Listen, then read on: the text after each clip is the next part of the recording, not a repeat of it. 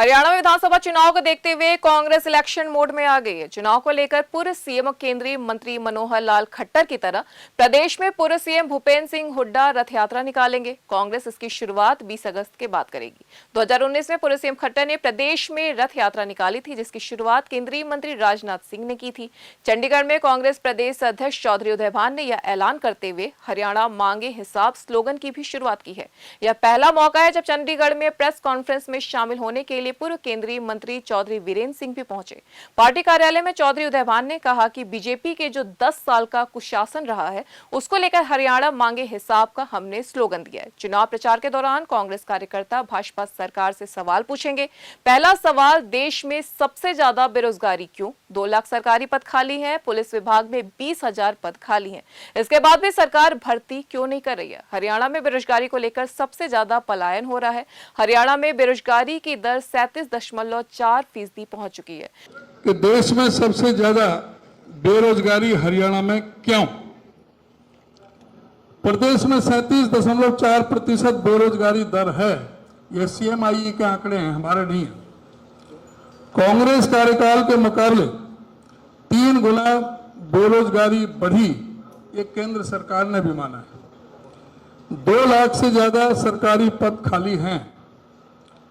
शिक्षा विभाग में ही लगभग 50,000 से ज्यादा पद खाली हैं। पुलिस विभाग में लगभग 20,000 पद खाली हैं। स्वास्थ्य सेवा में लगभग 20,000 पद खाली हैं। 30 से ज्यादा भर्तियों में पेपर लीक व घोटाले हुए। बेरोजगारी के चलते हरियाणा से सबसे ज्यादा पलायन हो रहा है।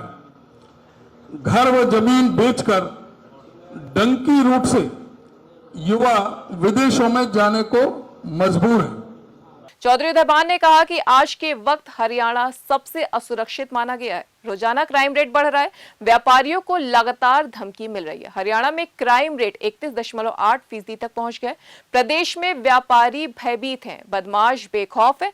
हरियाणा के घर घर में नशा और ड्रग पहुंच रहा है। नशे की ओवरडोज के मामले में हरियाणा पंजाब से आगे निकल गया। अब तक नशे के कारण हजारों युवाओं की मौत हो चुकी है। इसके बाद भी सरकार इस ओर ध्यान नहीं दे रही है।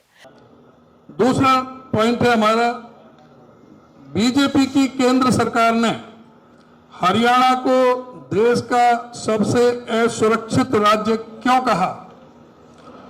सामाजिक प्रगति सूचकांक SPI की रिपोर्ट में हरियाणा सबसे असुरक्षित राज्य बताया गया है। हरियाणा प्रदेश में प्रतिदिन 3 से 4 हत्याएं, 4 से 5 रेप होते हैं। ये NCRB के आंकड़े हैं। क्राइम रेट 16.2 से बढ़कर 31.8 हो गया है, यानी डबल, दोगुना क्राइम रेट बढ़ा है सरकार में। दलितों पर अत्याचार में 96% की बढ़ोतरी हुई है। महिलाओं के खिलाफ अपराध में पहले नंबर पर है हरियाणा। प्रतिदिन 46 महिलाओं के विरुद्ध अपराध होते हैं एवरेज। 3 से 4 मर्डर रेट के साथ हरियाणा देश में तीसरे नंबर पर है। 3.4 यहां पर मर्डर रेट है परसेंटेज। व्यापारियों को जेलों, सड़कों व विदेशों से आ रही फिरौती की धमकियां आप देख रहे हैं। जिस तरह से पूरे प्रदेश में व्यापारियों का भी छोड़ो, 5 तो विधायकों को भी फिरौती की धमकी मिली इस शासनकाल में। तो पूरी तरह से व्यापारी भी आज पूरी तरह से भयभीत है। लॉ एंड ऑर्डर पूरी तरह से ध्वस्त हो चुका है। बेखौफ बदमाश पुलिस वालों की हत्या करने से भी नहीं कतराते। हरियाणा विधानसभा में नेता प्रतिपक्ष भूपेंद्र सिंह हुड्डा ने कहा कि लोकसभा के चुनाव में जो संकेत आए हैं, उससे साफ है कि हरियाणा की 36 बिरादरी फैसला कर चुकी है कि आने वाली सरकार कांग्रेस पार्टी की ही होगी।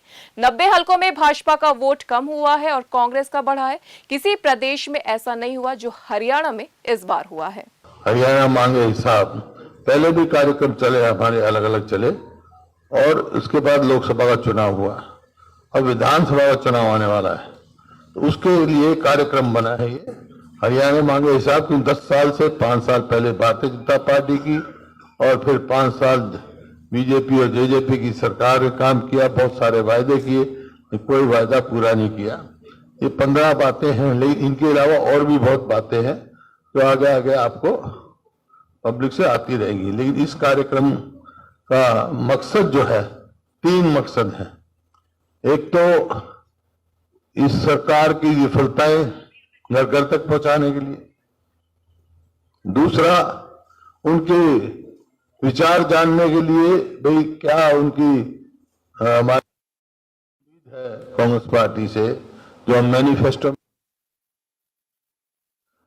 तीसरा जो संकल्प लिए हैं हमने, जो ऑलरेडी अनाउंस किए हैं, वो भी घर घर तक पहुंचाएं कि भाई, क्योंकि ये सवाल जरूर पूछेंगे लोग कि भाई ठीक है, इनने तो हरियाणा को पछाड़ दिया, जो प्रदेश प्रति व्यक्ति निवेश में, नौकरी देने में, कानून व्यवस्था में, खेल खिलाड़ियों में नंबर 1 था, आज बेरोजगारी में, महंगाई में, अपराध में, आज दिवाला पीटने काबिल हो गया, फाइनेंशियल पोजीशन में प्रदेश पछाड़ दिया।